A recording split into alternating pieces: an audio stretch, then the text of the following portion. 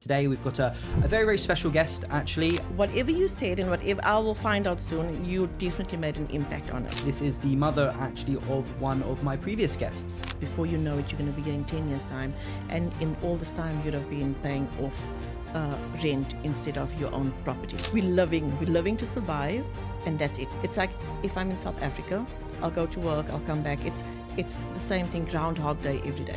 You're spending an astronomical amount on your luxuries. When you get into and you dive into it, it's so scary. Had I known, or I knew, but had this come to me, and 15 years ago, I've been in a very different situation. And sitting and speaking to you, you can kind of hear that I want to take you out there. I want you to go to all the young ones to say, don't make that mistake. And also that there is hope. If I spend 10,000 a month, that means that what do I have? Hello and welcome to the Financial Freedom Podcast. I'm your host, Max Gerstein. Today we've got a very, very special guest, actually. This is the mother, actually, of one of my previous guests, Z. We had a very, very interesting discussion if you haven't seen it before. And, well, Amirah can actually tell us more about that and kind of how she got roped into seeing me today and going through this. So, Amirah, it's an absolute pleasure seeing you today. Do you want to give a little bit of an introduction and also maybe how you are seeing me today? Thanks, Max. It's good to be here. So I know Z came to you and she came back and she said, Mum, you have to see this guy. He said things to me that actually made me sit and think, oh my God, I need to sort my life out. And she honestly came to me and she said, we need to do something. We need to think about our future. So whatever you said and whatever I will find out soon, you definitely made an impact on her, where she feels like she needs to do more and she needs to save. She needs to secure her kids' future as well. Amazing. So, yeah. I'm really happy because the whole point of this podcast is to, again, point people in the right direction, get them thinking a lot more about personal finances, to not get caught up in the Dubai lifestyle as well, to understand that anyone can do this. All that we're trying to teach and all they're trying to help people on is just ways in which they can manage their own finances until they're a point where they feel they're empowered, they're on top of it. And that's when you can start considering things like investing and really going into it. But the building blocks, the foundations are just starting correctly. And I think we were talking a little bit about before, about when people just land in Dubai, maybe some of the pitfalls that happen there and maybe what's needed. Do you maybe want to expand on that? Yes, I think the reason why she thought that I need to come and see you is because obviously I am one of those. We've been in Dubai for 17 years. Yeah. So when I get introduced to new people, especially South Africans, because you've got a little bit of a tight-knit South African community. Yeah, you do. So when I get introduced to new ones, I always say to them, it's going to go by so quickly. Consider investing in buying a property. Buy a property instead of renting, because before you know it, you're going to be in 10 years' time. And in all this time, you'd have been paying off rent instead of your own property. So all I can do at this stage, because I feel that I've been here for so long, that it's too late for me. I'm 18 years. I'm going to be 18 years here. At this point, we can't get a mortgage. We can't do what the newbies can do. You know, you've got your whole future coming in here. For me, I feel like it's finished. Like, I will live my life in Dubai and experience and enjoy the luxuries, because it is luxuries. Where we come from, just a simple walking in the street in the evening is a luxury, and not feeling fearful, right? So that is a luxury for us. Going to bed at night and not waking up for every sound that you hear, that is a big blessing and a big luxury. So for me, right now, I will just do my day-to-day, keep on to my job, love, give my kids the stability, the education that they need right here, and maybe guide them as to what they need to do better. As far as Z is concerned, I think since she's been with you, that is her aim, right? So I know that she is fortunately, she's come to you. So now, as you can see how she's changed and evolved, and how her content on social media has changed as well. It's all about saving. It's all about investing. It's all about, you can see the difference, right? You can see the she's really switched on about it. Very switched on, because I think something ignited in her more fear. And I think that's why she wanted me to come and see you, because she knows we trapped with credit cards, with loans, with mortgage, or not mortgages, with car loans. It's just day-to-day things where we're living to survive, and that's it. It's like if I'm in South Africa, I'll go to work, I'll come back. It's the same thing, Groundhog Day every day. And it's the same thing here. I think the difference being in the UAE is that I think people tend to forget that you have a country and you've got a home in that country, so you have to still sustain that country. That is such a good point, honestly, and that's actually not been said before. Is actually when people move to Dubai, they're in holiday mode, but they live here. Yeah, exactly. It's like, well, back where you lived before, were you going to brunches where you spend $150 to go there, and then you go on a night out after the brunch, we spend $150, you spend another $200 on drinking, and then the next day you spend $150 again on going to the beach and sitting on it in a nice beach club. That is crazy, right? But people do that at the start. They treat it as a holiday, they don't treat it as a home. So I think that's one really important advice from someone who's been here for so long, to say, this is your home, treat it like it's your home country in terms of the way to approach it. And one thing which I think resonated a little bit with me, maybe resonate's not the quite word, but worried me a little bit, is when you said your kind of your time has done, you feel that you can't escape where you are at the moment. Why do you feel like that? How has the situation got to the way you think that you can't improve your situation? Because I think that if you look at this, right, it'll be myself and my husband, and then we've got our kids. My kids have been in schooling in the UAE since my daughter was a year old. So for all their life, they've been in schooling. We're now at a point where they're going to university. My daughter's just busy graduating in final year, and the university fees are insane. So now I'm sitting there thinking, okay, if I'm going to pay 10,000 dirhams a month for university, this is because she wants to study psychology. If I spend 10,000 a month, that means that what do I have? What do I have left over? Because right now, her education is more important. So both my husband and myself needs to make the sacrifice, right? To make sure that we give her that opportunity. So I was thinking, okay, if I'm going to, and you know what, how our brains work is that if I'm in Dubai, and I will immediately say, okay, if in South African rands, this is so much, so this means it's cheap. But if I go to South Africa, oh wow, this is if I convert it, that means this is really cheap. So I land up when I go to South Africa spending so much money because I'm converting in the UAE because it's 5-1.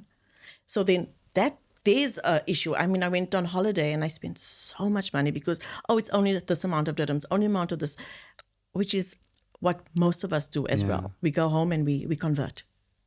Which is what we shouldn't do, because we earn in this country. And exactly. If you take the rand as an example, which is a depreciating currency, 5%, 6% per annum against the dirham, against the dollar.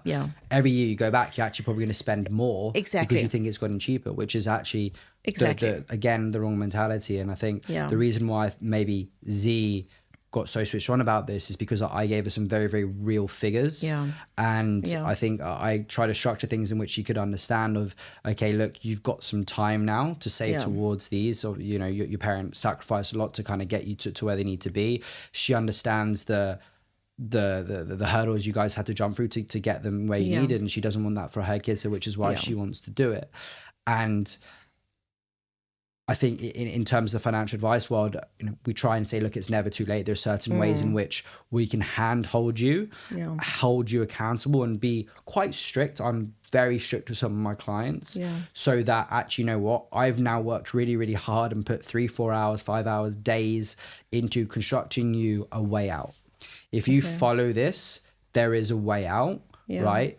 But if you do go home on holiday, you can't be spending this. So I need you to spend X amount, right? And again, it's very, very hard when you've got kids at uni and you haven't actually built over the last 15, 17, 18 years to do that. And you're trying to do that on a day to day, right? So the part of, I think, what I hope listeners are understanding, on this is, okay, that, like you said, it will catch up with you.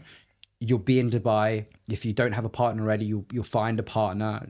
People do that all the time here.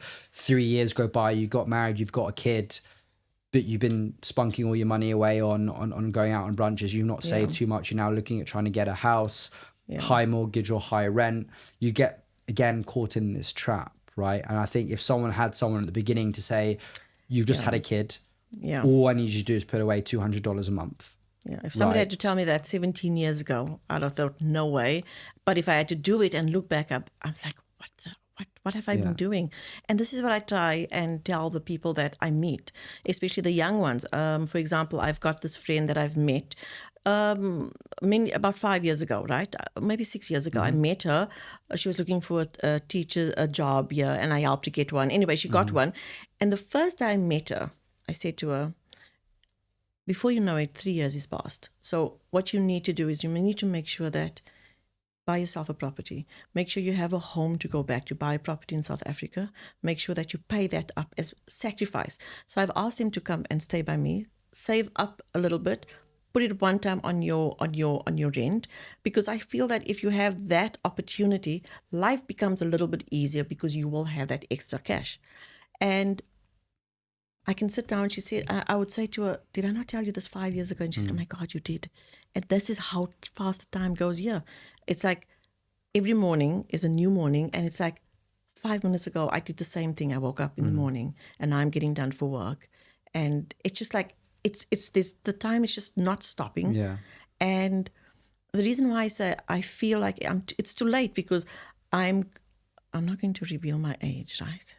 But I've been here 18 years, okay? Yeah. I've been here 18 years. Life happens, right?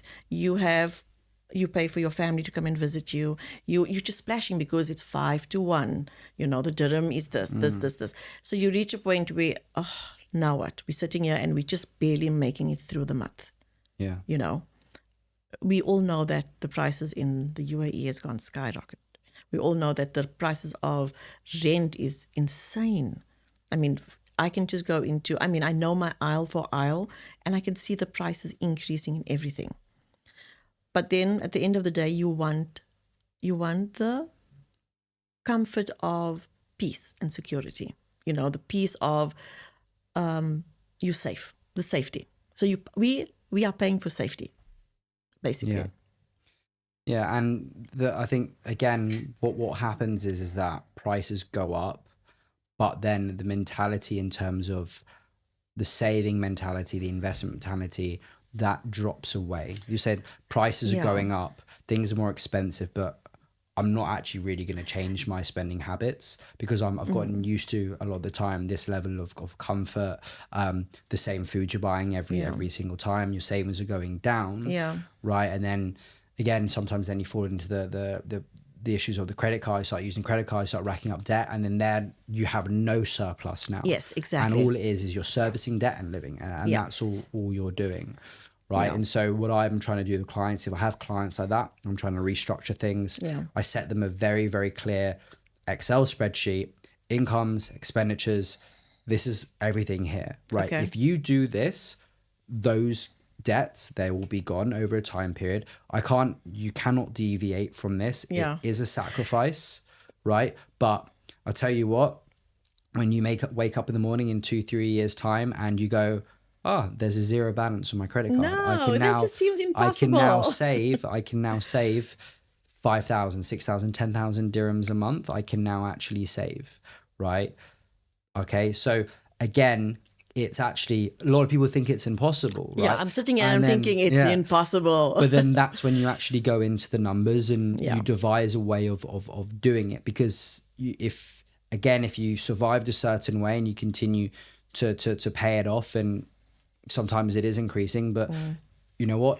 When you go back to South Africa and you don't spend all of that money, and actually, you know what? I'll pay down the credit card on that.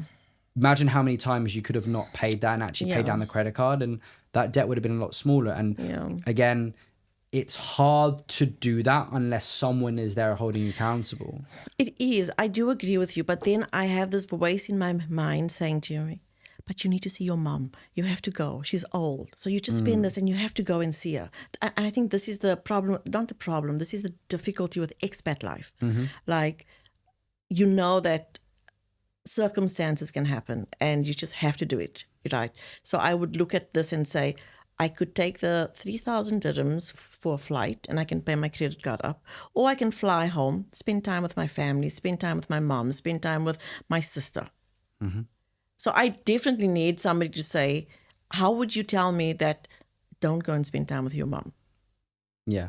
Which again is a very difficult, thing to have. But then also on the flip side is that there's always emotion going to be in there, and there's always going to be someone like me who I am an emotional person. I love seeing my family, right? Yeah. Again, it's a massive thing to me. I haven't seen them much in the last 10 years. My mum texts me every day, when am I going to see you? Right.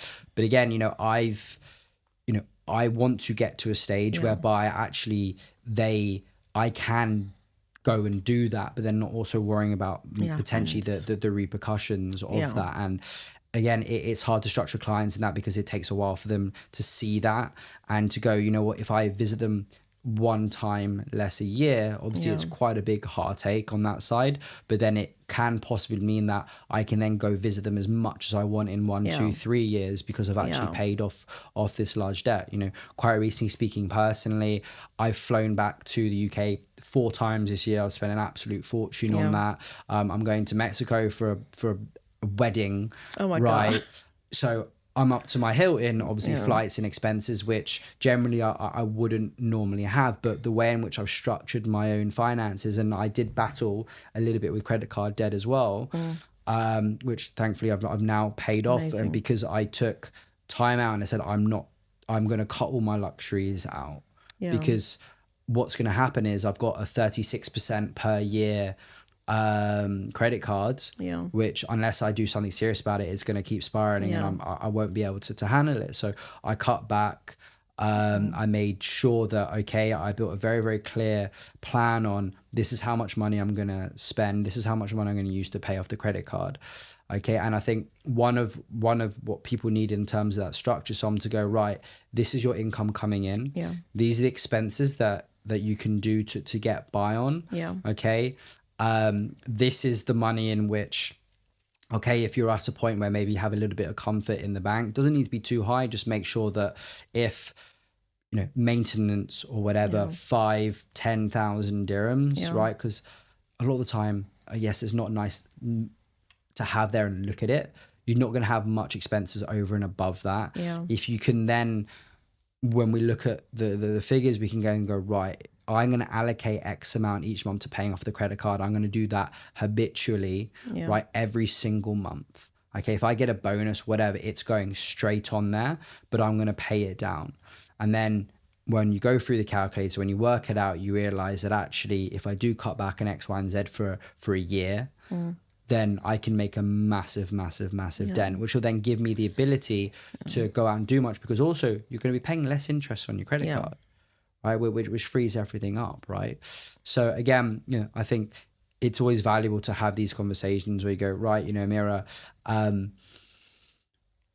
if I know the facts and figures, let's try and create a plan whereby we focus on that debt repayment. And I can show you that actually, whether it's 2, 3, 4 years, that can be a zero. Now, if at one time you wake up in 4 years' time and you don't have any more credit card repayments to go off, how much would that change? Yeah, of course. You mentally, right? Yeah. And also you'll be able to actually feel maybe a little bit more control over your situation. Yeah, definitely. Yeah. And then for any advice for people kind of joining, again, if you had the opportunity or, to sit down with someone and from the beginning and map out, this is how much, again, at the beginning, you've got a lot more flexibility on how you do things because you haven't wrapped up, Yeah, exactly. If you had the ability to go back and start again and actually go, okay, if someone can help me through that stage and make sure I'm saving, investing in the right way, is that something actually where you think now yes, I would? Absolutely. If I'd known what I know now, that's my common words. If I'd known what I know now, I wouldn't have, I would.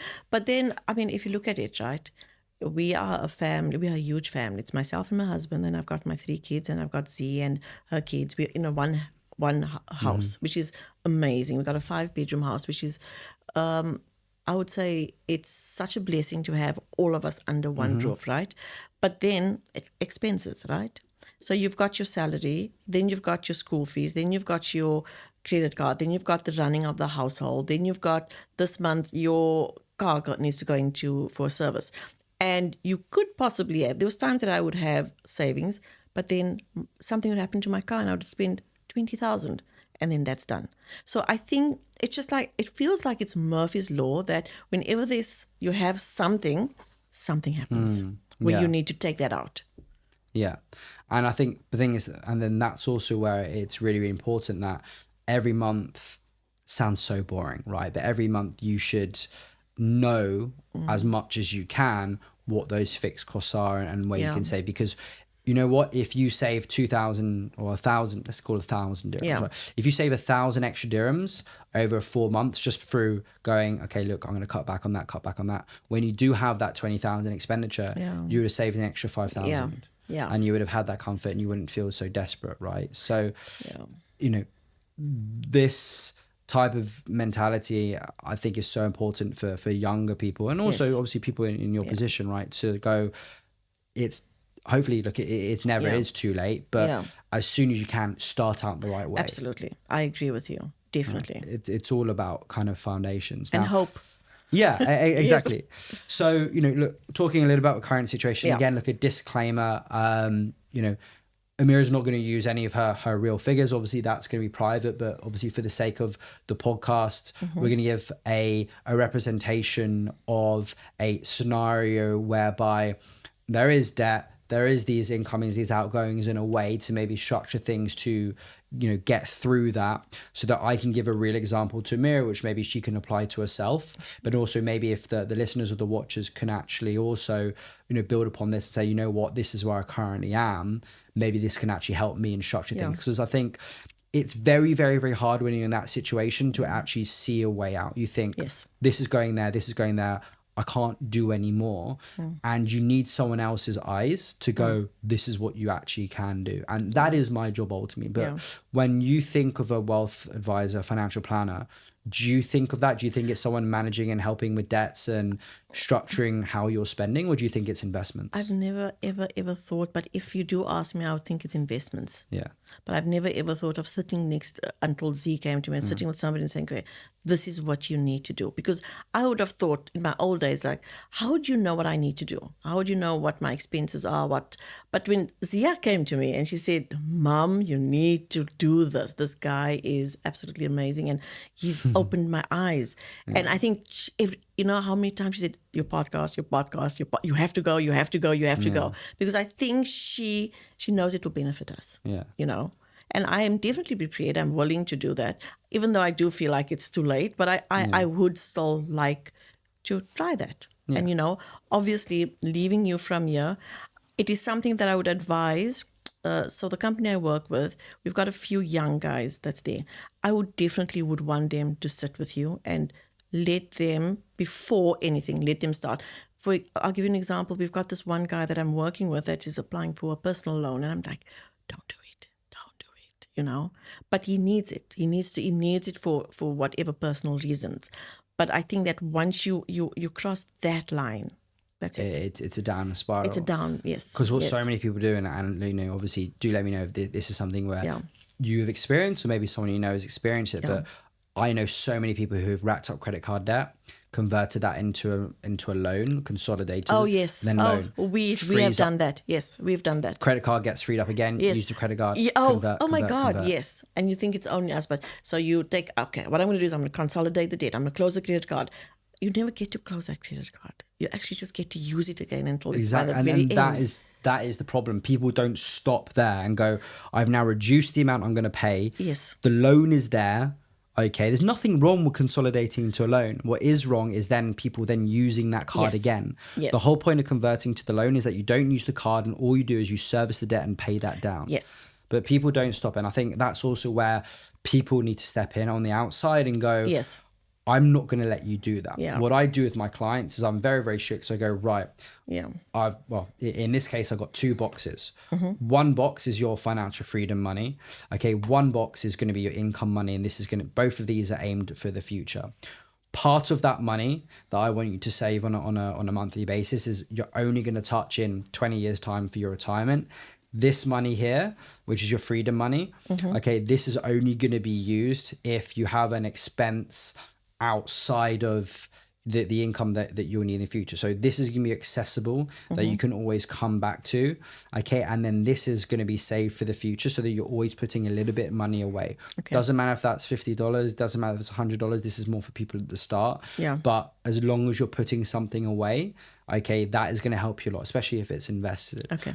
The financial freedom pot money will be split between two, which is one, your emergency funds. That's funds where you don't need anything more than that. But if you do have a car that needs servicing, 20,000 dirhams, if something happens to it, you have got 30, 40,000 dirhams solid that you top back up to and keep there. Then the rest of that emergency funds, any surplus, can then go into either servicing debt and also investing in like a flexible account, which is building interest for you. Okay. Which again helps in terms of paying that back as well. Okay. Right. So again, different ways of approaching it, but that's generally how you start on it, is that you put your money and the surplus that you have from your savings into different pots for different things. And that's how you start well. Okay. Obviously, it's a little bit different when you're in debt. What it's mainly going to look like is you have your income coming in. Okay. You got your fixed costs. Okay. And then you've got your debt here. Okay. Majority is probably going to the debt. Yeah. Some is going to the fixed costs, and some is that you're feeling I should have a little bit in the bank as well, right? And then some is, oh, you know what, Christmas is coming, birthdays are coming, or maybe I want to treat myself to a little holiday, staycay, right? And that's going to take the priority, right? So luxuries sometimes takes priority over debt. It's that voice in your mind that says you deserve it, you work hard, I get it, but you actually don't need it. And you know what, this is such a bad thing. Every Saturday or Sunday my husband and I go out for lunch, but we'll come home with bags. We'll go and get a sale, do something, to a point where I'm like, this is ridiculous, we don't need to buy every time we go out. So I think it needs to be a lot of discipline.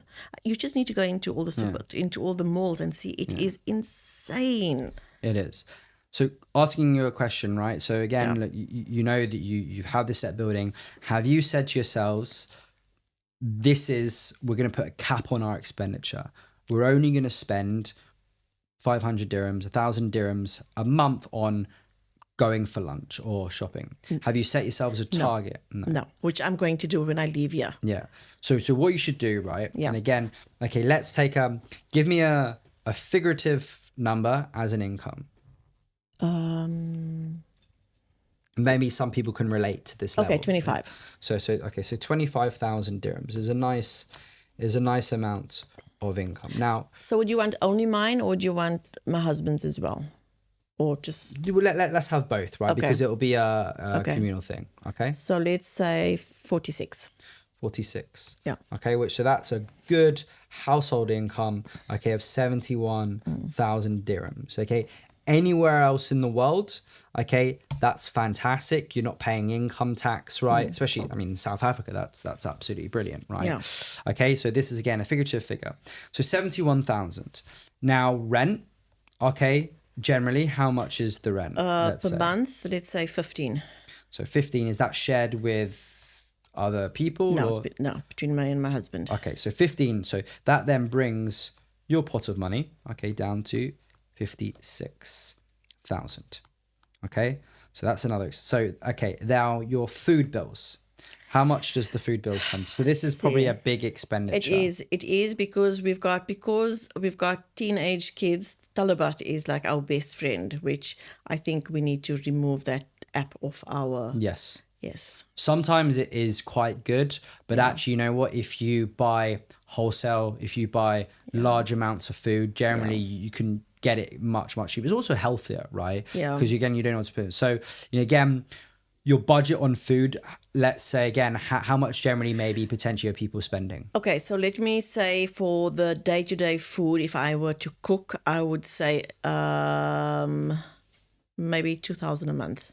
And that's being, let's say 2,500. Because Okay. So 2,500 there. Yeah. Okay. So now we're at, disposable currently of 53,500. Yeah. So now utilities, DIWA, etc. Yeah, DIWA 30. Let's look at the most it's been is 3,500. So 3,500. Yeah. Okay. Phone bills. So phone bills and internet, we will look at maybe 2,500.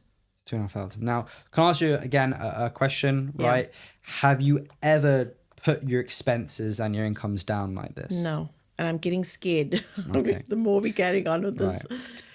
But, so it's actually very, very weird because not a lot of people do this. No. And it blows my mind that Yeah. something as easy as this, as simple as this, just knowing what's coming in, what's coming out, can give people so much power because they actually go, oh, so that's actually where my money's going. Yeah. This is where I can maybe save a couple of hundred dirhams here and there. But then if you look at it, Diwa, it's compulsory. You have to do it. Yep. Rent you have to do. Yep. Internet, phone you have to do. So exactly. we still. So those are fixed costs. Those are fixed costs. We still Food getting is to 2,500, which is is actually not that much considering obviously the size of the family. Yeah. Okay. Now, I'll come to debt last. Okay. Now then we have things like insurances, car loans. Yes. How much generally Okay, car loans so do you for reckon? car loans, there's 2 car loans, and the total amount for both, let's just say a rough figure of 5,000. 5,000 between the both. Yeah. Okay. So this brings this down to 42,500. Okay, perfect. So that's car loans, utilities, DWAR, rent, and food. Okay, which a lot of people would say can't really see much more. Now, household expenditure, this is things again, which is maybe day to day is not including food, petrol, all this sort of thing. How much you generally spend on that, and I'm not talking about social expenses. I'm not talking about going out for lunches and stuff, but shampoos and all this, which always end up racking up. So how much generally do you think you're spending on that? Is this like the normal day to day, right? This is normal day to day, yeah. Okay, so just bearing in mind, I've got teenage kids as well, right? So I would say, okay, let me say that excluding maybe about groceries with your washing powder and everything, let's say 3,000 a month. Another 3,000 a month. And then don't forget we have to pay our nannies. We've got 2, so that's 5,000. Nannies are 5,000, so that's another 8,000 down. Yeah. So now we're down to 34,500. Okay. So now gets to the bit of the juicy side. So let's call it your social expenses, right? So this is going out for a lunch, going for coffees, shopping. How much generally do we spend there on things where we don't necessarily need to do, but we do? 5,000 a month. Okay, so 5,000. Yeah. Okay, so we're now at 29,500. Oh my God. Right? So 29,500, okay, is the surplus you have remaining pretty much from all the expenditure except for debt. Now, again, figurative figures. So now then, in terms of then servicing that debt, right? So let's say, again, figure out the hat. What level of repayments are we paying on credit cards and loans? So 20,000. Yeah. Okay. So then we have 9,500 left. Now that 9,500, is there any other payments, anything else? School fees. So then school fees as well. So how much are school fees? So for the one school fee, let's work at about 3,500, and the other one is 5,000.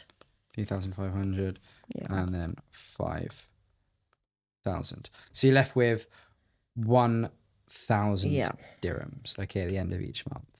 Okay. Now, what many people would look at then they'd go is, then there's no way you can, pay off the debt, right? Because that will take you years and years and years to do it at the level, and that's sort of not touching the credit cards, right? Whereas me, I'd go, right, where can I actually potentially save a little bit? Well, you know what? You're spending an astronomical amount on your luxuries, right? 5,000 dirhams. And I've not even talked about travel or holidays, right? So if I bring that up to 6,000. Now, if I bring that up to 6,000, okay, in terms of expenditure, bear in mind that you guys are surviving, okay? Kids are going to schools. You're still eating quite good. You could probably cut down a little bit on that as well. But if you cook a lot yourself and, don't do so many takeaways. I'm not saying you have to be really regimented and not having one nice meal a month or something like that, right? But 6,000, so let's call that, we're going to say 5,500. Okay. So 5,500 added on to the 9,500, you'll pay down the debt, right, at 15,000 dirhams a month. You'll pay down that debt almost twice as quick, right, doing that. That over a year, right, is you've now paid off 180,000 dirhams, rather than, if you're continuing here, you'd pay off near enough 108k or so. Yeah. You paid off 80,000 more on the debt by not doing something which you generally don't need. I think when people talk about budgeting, but we should be able to enjoy ourselves. There's no reason why you can't have really nice time at home. You cook yourself a really nice dinner. Okay. Maybe do a theme night. There are a lot of things. I think, when you're in Dubai, especially, we feel that we need to go out a lot and see it because there's so much going on. We feel like we're missing out. But what we're actually missing out on is actually spending really quality time at home together with the entire family, right? You can, again, I talk about theme nights, card nights, board games, traditional old stuff that we feel that we've lost a lot of, right? We always feel like we need to have the most modern phone. We need to have the best laptops. We need really nice TVs. Yes. Right. Again, we get lost in this sort of thing. But, if you can have really, really nice family time, which, again, that's what we really want as a family. We don't need to be going out and having fun. We don't need to do all the shopping. Yeah. And I think your kids will also appreciate it a lot more if, again, if you're paying off 180,000 dirhams a year, right, in terms of your debt, that will go, and I don't know the figure on it, but it'll be quite high with 9,500, right? That would go in 2 years or so, 2-3 years, by taking a little bit of a sacrifice now, but actually, you know what? There are other ways in which you can really have fun and enjoy yourselves. It doesn't mean you have to stay at home all the time. There is loads of free things you can do in Dubai. You can go to the beach. You can go on, hikes are fun when it's not boiling outside, but there's like nature parks, right? So there are actually loads and loads and loads of things that you can do and really, really have fun with. So, and I think people find a lot more about where they're living when they're doing that. Really fun activity, go into the desert and camp, right? Have a barbecue in there. It costs no more than eating at home. In fact, it might cost even less because all you're doing is getting some meat or vegetables and you're putting it onto a fire. That's it. And that will cost a lot. And that is such a nice bonding time as well. And funnily enough, I'm not a life coach, but people don't, that's all part of actually clever planning, is actually putting these ideas on, right? Just because you're cutting back on spending doesn't mean we're cutting back on fun. Right? I want my clients to really enjoy themselves, because what I don't want them to have when they're having a conversation with their friends, what do you do for the money? So, you know what? I've got a financial advisor, but he doesn't let me have any fun and he's really horrible. Okay. I don't want them to think that. I want them to go, you know what? He's actually done it in a way whereby I'm saving what I need to save. I'm paying down the debt. And I'm feeling on top of my finances, but you know what? He's given me other ways in which I can actually do things. Do you think just looking at that? Yes, I'm sitting and I'm thinking, my God, you make so much sense. But right now, how I feel, yes. How does this stay with me when I leave this room? And stay with you, right? So then, when you leave this room, right, and what a lot of people do is they'll go sit with one of their family members. They'll talk about this, and it goes one of two ways. The family member will go, yeah, but I thought we work so hard, and then I need to let the family member come to you, and that literally, and then you sit down, and then we say, and again, maybe other advisors in the industry will hate me for this, but it is a bit of a scare because sometimes people do need to be scared and do need to push. If I sit, and I do it for life insurance a lot, right? Because everyone needs life insurance. It's absolutely crazy that people don't. So I get, a couple to sit down, and if the main breadwinner, it doesn't matter who it is, whether it's the male or female, if the main breadwinner, right, doesn't want to take out life insurance, and if they pass away, they're going to leave a mortgage, they're going to leave debt, they won't be able to put the kids through uni or anything like that. If they pass away, I go, well, one, that's really, really selfish of you. For the price of a coffee a day, you can sort this out. So let's do this, right? What I do is I sit them in the same room. Like I go to the husband or the wife. I say, okay, you're not allowed to speak for the next 2 minutes, and I'm going to ask your wife a few questions or your husband a few questions. Okay. So right now, your boss has got really, really worried. Now, I saw this actually from another advisor, so this isn't my thing. I'd love to say it was, but my boss has got really, really and I'm going to role play as you, okay, as the main breadwinner, right? My boss has actually got really, really worried about us. Okay, he's really, really worried that actually, if something happens to me, there is nothing else there, right? If I die, what have you got in the bank? What have you got in your wallet? That's it. Actually, you know what? We have the only bank account's in my name or the joint bank account. So actually, if I pass away, the money gets frozen. You actually don't have any access until it goes through the courts because you don't have your own separate account and you don't have your money in there. So actually, the only money you have is what's left in your wallet because everything else is going to be frozen because I haven't done a will or a guardianship. So he's trying to get me thinking about that. Now, one of the things that my boss has gone is actually, you know what? How much do I have on my mortgage? How much do I have on debts? If I die, none of that gets paid, but also the kids can't go to uni and you can't afford to live. So what he's actually done is he's really, really annoying. You know what? He's actually reduced my pay. He's paying me less. He's reduced my pay by 1% a month. So I'm getting paid less now. Okay. Now I think normally people would go, oh, well, that's, I mean, look, 1% isn't too much, but why has he done that, right? If he's worried about all these things, why has he done that? Well, he's going to use that 1% so that if anything does happen to me, and if I do pass away, the kids can go to uni, the mortgage gets paid off from the house, and you've got 2, 3, 4 years worth of income. Yeah.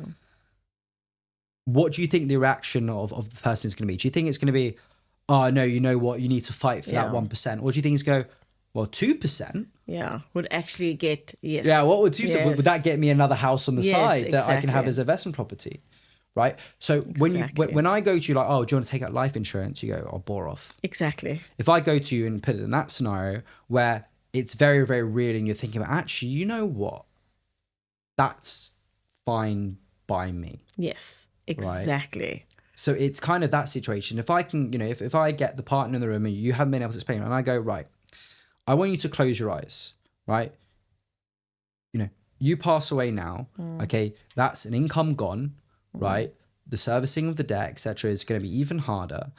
But you know what? 3 years, I've given you a target. In 3 years, the debt would have been paid off. Wow. Now, if you don't do what I say today, and in 3 years' time, you pass away, the debt's not been serviced, can you sit here and look at Amirah and say that because you wanted to have a couple of nice holidays, that you wanted to have a couple of nice dinners, that you didn't want to cut back on that 5,000 dirhams? Can you say there and actually, tell her that I'm okay with passing you on this debt and maybe making my kids not go to uni because you want to do that? No. Yeah. There's nothing you can say, right? Because you can't justify that, and it's putting in a position where you can't justify it because it's a very, very real example that no one wants to go through, but you don't think about it like that until someone tells you. I don't think people even want to hear this. I mean, they want to hear about wills, and I'm talking for me. If I hear about will, I just brush it off like, no, I don't want to hear about it, because when you get into and you dive into it, it's so scary. The laws are horrendous. Yeah. They're making it better. Right, they're making it better, but again, they've been very, very good in the fact that it is a Muslim country, it is Sharia, and they have made certain provisions that people outside of it there is a benefit for. Yeah. Right. As Westerners, we're not particularly used to it, and we need to accommodate the fact that they are being very, very accommodating towards us and change things a little bit. But we then need to do our work in going, they've changed. I then need to approach it as well, and I need to conform with the laws here. Right, so it's completely understandable, right? Again, Muslim country, practice Sharia, got to accept that, right? But people are, I don't want to spend 3,000 on a will. I don't want to spend maybe 15,000 on a joint will for the DIFC, however much the cost is. But okay, then if your kids don't go to your partner because actually, you were the man and you never had a will, and actually, they go to a strange uncle who you don't like, because again, male heir, that's what's going to happen. Then the house will go, where will your wife stay? Because you didn't want to do that. Yeah. And when you do dive into conversation, it is scary, but this is why that conversation needs to happen, because it is scary if it's not done properly. It's like, again, going back to this debt, if I don't go through with you, almost day by day, your expenditure, list it off, see how much money you got remaining, see where we can maybe do it. You're never going to think, I've got 6,000 dirhams actually that we can put towards it and can increase it. You sit there and think, I've got 1,000 dirhams. I can't save with 1,000 dirhams. I've got to go see, my mom and spoil her when I can, because obviously they were really good to me when I was younger and all this sort of thing. We think in very, very short term. If I say to you, if you follow this and you can clear all your debt in 3 years, and then actually, you know what, you'll have 15,500 dirhams that you save per month and can really enjoy yourself, you're going to go, sign me up. Yeah, exactly. Exactly. Right. I'm laughing because it's like, it seems impossible, but I know it actually, with a lot of discipline, and this is like just such an eye opener. So compared to the beginning of the meeting where you're like, look, absolutely no hope, compared to now, and actually I've put it down and the numbers do work. Yeah. What's the change in mentality there? It's that there is actually hope. Yeah. It can happen.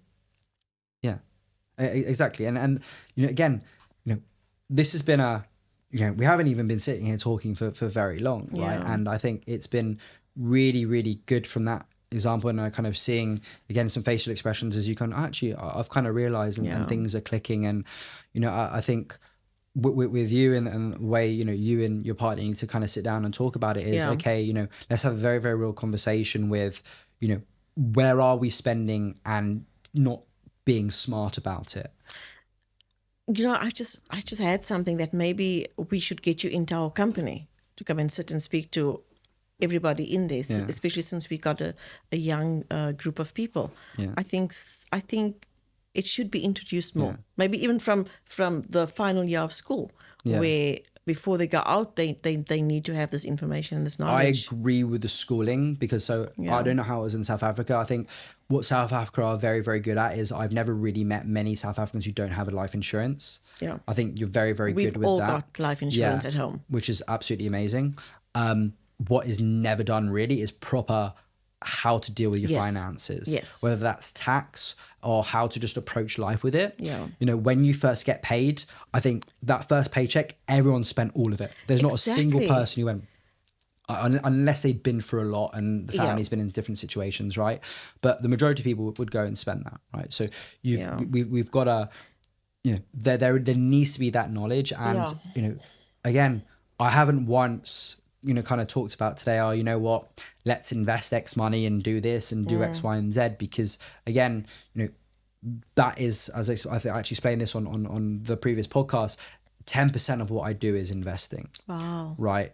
That 90% I do other things. Yeah. Because that's something very, very easy, which everyone can do. You don't need, there is knowledge needed for it, and the different structures that you can use to make it more efficient, etc. That's where our knowledge comes in.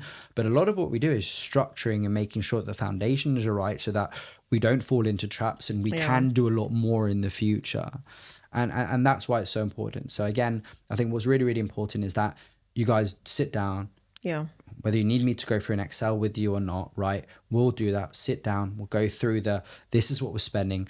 I can save you a little bit here. I can save you a little bit there, a little bit there. Okay, look, this is a debt repayment calculator. Yeah. Okay, if we do this, we stay along this track. Okay, this is how long until you're debt free.